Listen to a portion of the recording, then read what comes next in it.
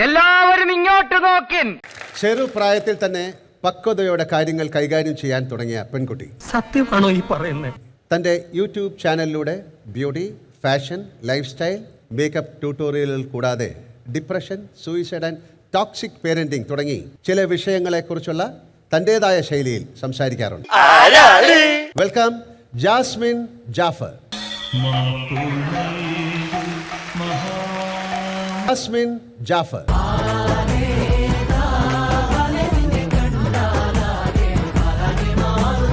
എങ്കിൽ ഞങ്ങൾ പോകാതെ ഇരിക്കടോ. സുനാമി ഭൂകമ്പൊക്കെ വന്നിട്ട് നമ്മൾ പിടിച്ചിരിക്കുന്നില്ലേ? പറഞ്ഞു പോയിട്ട് പെട്ടെന്ന് വരുമോ അതോ 3 മാസം കഴിഞ്ഞേ വരുള്ളൂ? എന്താണ് വിചാരം? 100 ദിവസം കഴിഞ്ഞേ വരുള്ളൂ.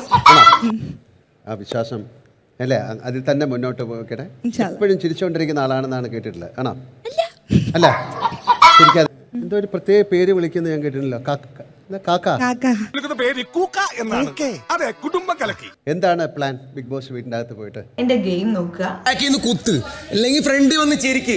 ഉളുപ്പില്ലാതെ 2 ക്യാരക്ടറായിട്ട് എന്റെ അടുത്ത് സംസാരിക്കാൻ വന്നാണ്ടല്ലോ. എനിക്ക് ഒന്നും പറയണ്ട. ബാക്കിൽ നിന്ന് കുത്തുമ്പോ കുത്തുക.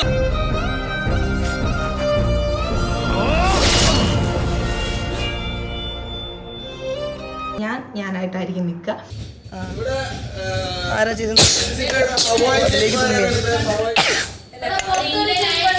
നമ്മളെ കണ്ടുള്ളൂ ടേസ്റ്റ് കൂടിട്ടത്.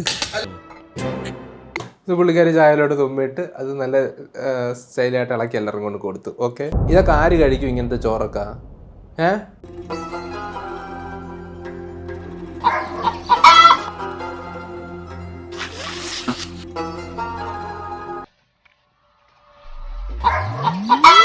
കുട്ടാ, ഞാൻ 2024 എടുത്ത ഒരേ ഒരു തീരുമാനം ഒന്നായിരുന്നു, ചീത്തവിളി നിർത്തും എന്നുള്ളത്.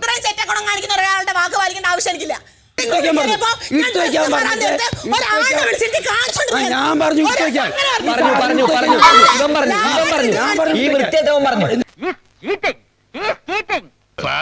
വിഷയത്തിൽ നിന്ന് തെന്നി മാറുന്നു.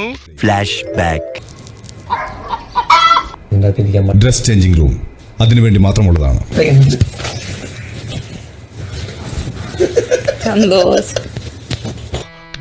ഞാൻ വിഷയത്തിൽ നിന്നും തെന്നിമാറിയോ? ചീത്തവിളി നിർത്തും എന്നുള്ളത്.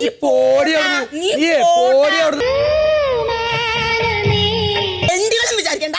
തിരിച്ച് ഞാൻ വല്ലൊക്കെ വിളിച്ച് പറഞ്ഞ ഇവിടെ വലിയ കോച്ച് കളിച്ച് നിൽക്കുന്നവരൊക്കെ അടങ്ങി ഉണ്ടാക്കി പിരിയും വിട്ടിരിക്കും. എന്നെ കൊണ്ട് അത് ചെയ്യിക്കരുത്. എന്താണ് പ്ലാൻ? കാതൽ എന്റെ ഒരു സംഭവമല്ല. ഓക്കെ,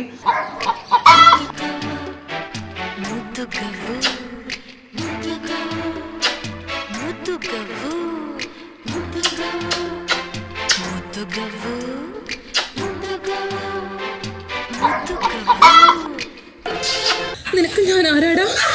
ഞാൻ എല്ലാമാടാ. ഞാൻ നിന്റെ അച്ഛനാണ്, അമ്മയാണ്, ഡോക്ടറാണ്, പ്ലംബറാണ്, ടീച്ചറാണ്. അങ്ങനെ ചിന്തിക്കാൻ പോലും പാടില്ല. നീ ഇന്ന് കുളിച്ചില്ലേടാ? എന്റെ പൊന്നല്ലു, നിനക്കൊന്ന് കുളിച്ച് സുഖമായിട്ട് നല്ല വസ്ത്രം എടുത്ത് ഇവിടെ കിടന്നുറങ്ങിക്കൂടെ?